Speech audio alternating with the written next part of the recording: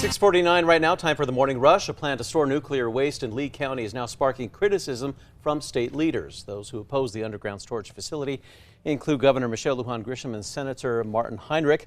Meanwhile, State Representative Jim Townsend, who represents southern New Mexico, supports the project. Hotel Zaz in Nob Hill is hoping their response to the recent theft of their beloved flamingos will encourage people to return them. The hotel's owner, Charmaine Doris, posted to social media on Tuesday morning asking for the flamingos to be returned. One of those flamingos has since been put back, but Doris says the other three can be returned, no questions asked. APD has now announced that they arrested 31 people and recovered thousands in merchandise as part of Operation Sticky Fingers. Officers targeted the Cottonwood and Coronado shopping centers. Police say that they will continue on cracking down on serial shoplifters in different shopping areas based on crime stats. Erica. And here's a look at our school day forecast. 48 this morning. It is a cool start, and it'd be a good idea to grab a windbreaker for today. We're going to be seeing very windy conditions by the afternoon. People looking to get their marijuana-related cases expunged could soon have a new route to take. A law going into effect on June 16th says the state is not required to automatically expunge someone's cannabis charge if they have additional criminal charges. The courts are now working to make a place where people can request expungement in those cases. A tagger who's left his mark all over a New Mexico town is now using his works for good.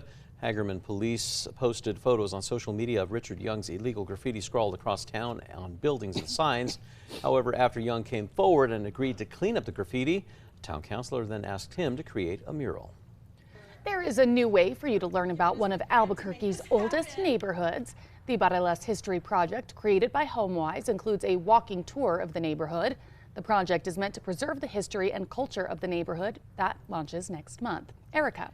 And here's a look at our threat index. It is high today. We have high fire danger for the entire state, along with very strong winds up to 55 miles per hour and a chance for severe storms in northeast New Mexico. Border cities have now declared states of emergency as thousands of migrants await the ending of the pandemic-era rule known as Title 42. Today, the first of 1,500 military personnel arrive in El Paso, not to interact with migrants, but to support Border Patrol. Yesterday, after less than 3 hours of deliberations, the jury found former President Trump liable for sexual battery and defamation in the civil case brought by writer E. Jean Carroll. The former president and his lawyers say they will appeal the jury's decision. President Biden met with the top 4 members of Congress to try and negotiate raising the debt ceiling. So far, neither side has been willing to budge. Republicans have been demanding spending cuts to raise the debt limit. Failure to raise the debt ceiling could mean a partial government shutdown and furloughs. Erica. All right, a check on traffic. Maps are looking clear, no accidents or slowdowns. Tracker is going south on I-25 near the Big I, where everything is moving right along. Fans are coming out in droves for the grand opening of Albuquerque's first Raising Cane's. Last night, the line of cars stretched all the way from the fried chicken chain's location at Montgomery and San Mateo to Carlisle, which is about a mile. Time now for the 5 facts. At number 5, if you plan on eating at the new Raising Cane's soon, expect a long wait. Fans are coming out in droves for the grand opening of Albuquerque's first Raising Cane's. Last night, the line of cars stretched all the way from the fried chicken chain's location at Montgomery and San Mateo, nearly a mile down the road to Carlisle.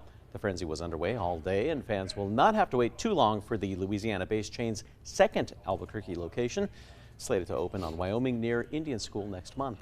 And number 4, a citywide push to get more water in public places is starting to see its first results. 28 fountains have already been installed, with 6 on the way and more as funding allows. Each ADA accessible unit not only includes traditional drinking fountains, but also a water bottle filler and hand washing sink. And at number 3, it's going to be a windy afternoon. Those winds will stay light through the next few hours, and then they'll start picking up by noon, seeing gusts up to 55 miles per hour in the Middle Rio Grande Valley, including the metro. And number 2, people who may be having a hard time getting their marijuana-related cases expunged could soon have a new route to take.